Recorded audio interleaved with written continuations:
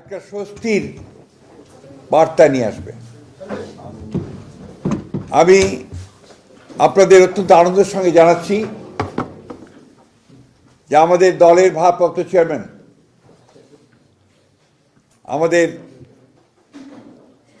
কোটি কোটি মানুষের সবচেয়ে প্রিয় মানুষ, যিনি দীর্ঘ প্রায় 18 বছর ধরে নির্বাসিত অবস্থায় রয়েছেন বিদেশে এবং বিগত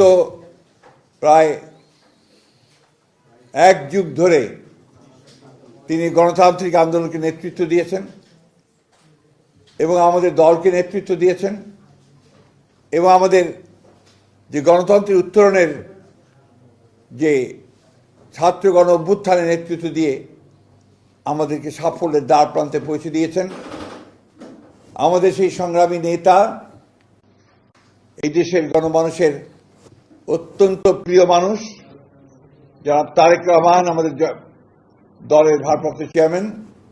তিনি আগামী 25শে ডিসেম্বর, আমি আবার রিপিট করছি যে আগামী 25শে ডিসেম্বর তিনি ঢাকার মাটিতে আমাদের মাঝে এসে পৌঁছবেন। আমরা আমাদের দলের পক্ষ থেকে, সকলের পক্ষ থেকে আমরা তার এই আগমনকে শুধু স্বাগত নয়, আমরা আনন্দের সঙ্গে আমরা সমগ্র জাতিকে জানাতে চাইছি। এবং আজকে গণতন্ত্র উত্তরণের পথে যে সমস্ত বাধাগুলো সৃষ্টি হয়েছে